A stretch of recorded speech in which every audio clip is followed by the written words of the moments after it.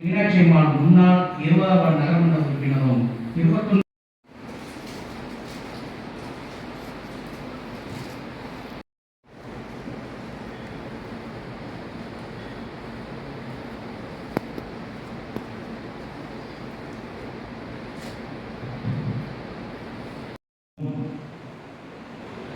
நகர்மன்ற தலைவராகவும்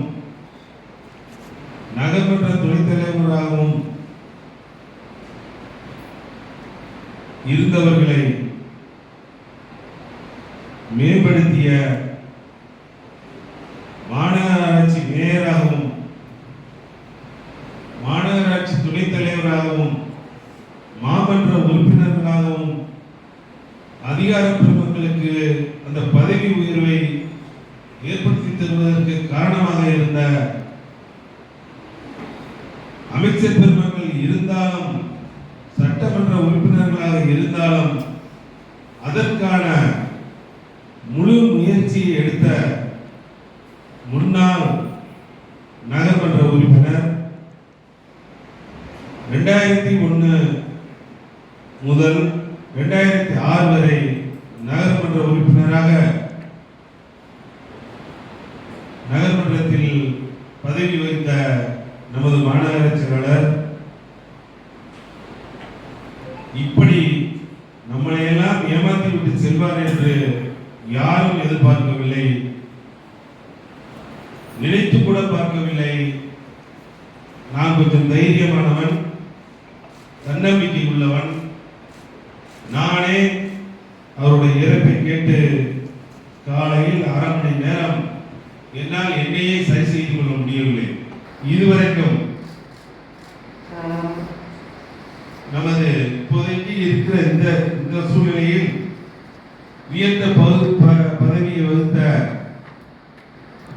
அண்ணா திராவிட முன்னேற்ற கழகத்தை சேர்ந்த நகராட்சி செயலாளராகவும் நகர்மன்ற உறுப்பினராகவும் இருக்கக்கூடிய சேட்டு இங்கே இருக்கிறார். செந்தில் என்பதில் யாருக்கும் மாற்று கருத்தல்ல. அப்பேற்பட்ட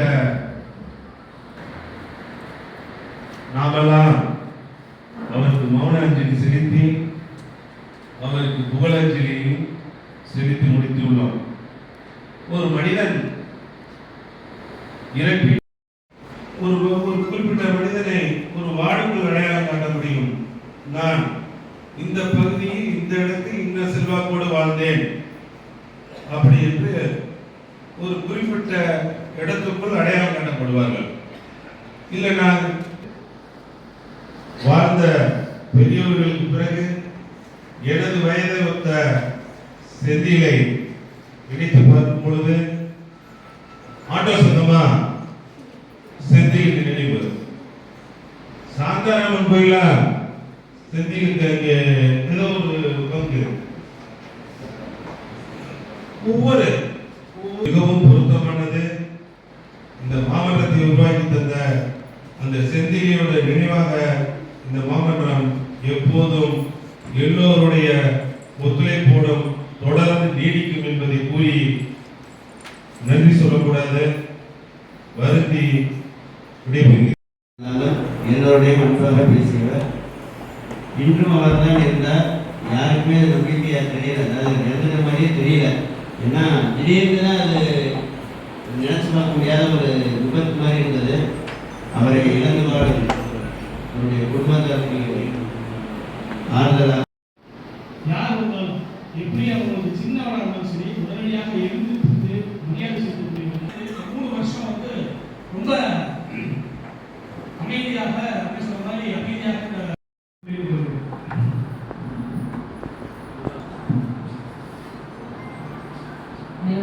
இதை முடிச்சதோட நாங்கள் அழிச்சிருவோம். அதற்கு முன்பாக இன்னொரு மாற்று ஏற்பாடு செஞ்சிருக்கிறோம். அந்த 2 ஆண்டு காலங்களுக்கு வந்து மக்களுக்கு அத்தியாவசிய பொருட்கள் வாங்குவதற்காக தற்காலிக கடைகள் அமைப்பதற்கான திட்டமும் உள்ளது. விரைவில் அதற்கான பணிகள் தொடங்கப்படுது. புதுசாக சொன்னாங்க, இந்த கட்டண இடிக்கிற சட்டத்தை